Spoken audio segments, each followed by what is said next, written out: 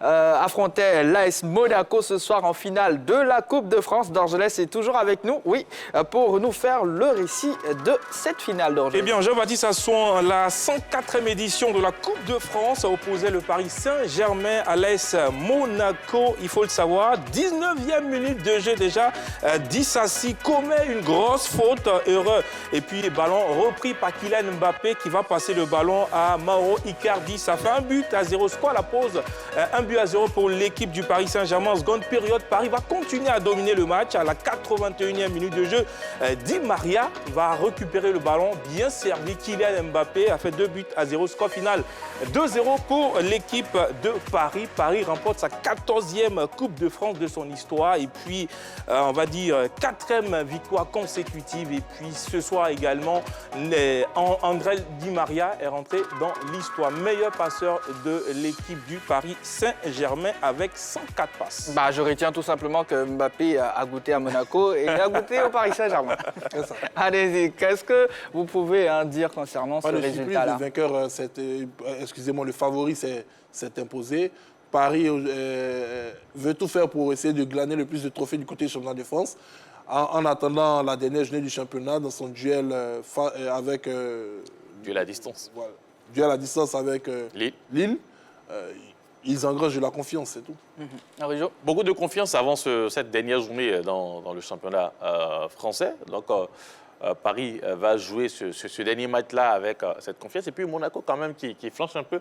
Jean-Philippe a parlé de favori qui s'est imposé, mais sur cette dernière rencontre, l'équipe de Monaco, quand même, surtout au niveau de l'année 2021, c'est la meilleure équipe du côté de la Ligue 1 française, Monaco, avec les stats. Donc, c'est vrai, Paris s'impose, mais quelque part, Monaco aussi, moi je me dis, c'est un mauvais résultat pour cette équipe de Monaco, qui est à la lutte pour les places au niveau de la Ligue des champions européenne. Bon, félicitations à Paris. Et puis derrière, peut-être Monaco maintenant va se concentrer plus sur le championnat pour essayer quand même de sauver sa saison en obtenant une bonne place au niveau du classement. Et si le Paris Saint-Germain faisait ça en Ligue des Champions? Est-ce qu'ils le peuvent? Ils le peuvent. Ça va finir par arriver.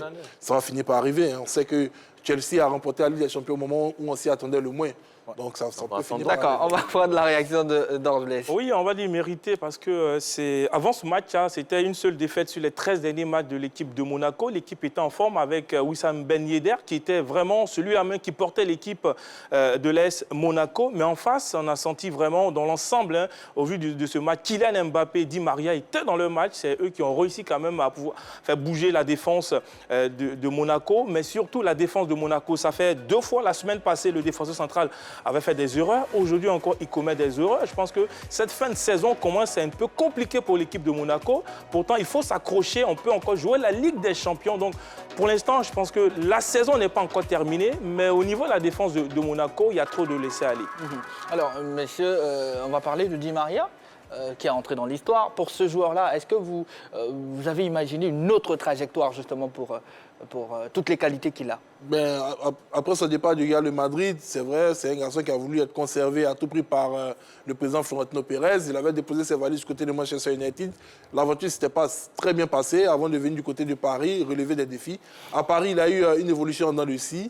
Mais quand on regarde les statistiques, on sait que Di Maria, c'est un magnifique passeur. Quand il est dans son meilleur jour, c'est un joueur de classe mondiale. Donc, je ne suis pas surpris de ce qu'il a réalisé avec la formation du Paris Saint-Germain. C'est une formation qui est taillée pour être très offensive et c'est ce genre de style de jeu qui lui convient parfaitement. Qu'est-ce que vous pensez du travail de Pochettino pour terminer? Bon, pour l'instant, moi, je ne le vois pas trop. C'est vrai, il est arrivé certaines choses ont bougé, Paris a recommencé à gagner, mais en termes d'impact sur le jeu, je ne vois pas parce que Paris joue toujours, c'est le même style avec Tourelle. Donc pour l'instant, peut-être on va laisser la saison s'écouler et puis voir ce qu'il va apporter réellement. Parce que moi, à mon niveau, jusqu'à présent, je ne vois pas grand chose. Je dirais qu'il a guère fait mieux que les autres. Aucun entraîneur de Paris n'a eu une saison blanche depuis l'arrivée pratiquement des Qataris à la tête. Voilà. Même les plus contestés réalisaient des quadruplés sur le plan local.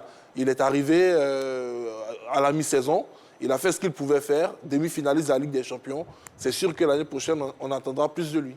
Voilà, messieurs, le temps qui nous est imparti est terminé. Danjou Escoffi, on se dit à demain. À demain, ouais. Jean-Philippe et Henri-Joël, merci beaucoup pour ce numéro de la Grande Team. Quant à vous, très chers téléspectateurs, merci de toujours rester sur la chaîne qui offre 3 fois plus. Vous avez suivi la Grande Team, c'est du lundi au vendredi à partir de 20h30. Merci de toujours rester sur la 3.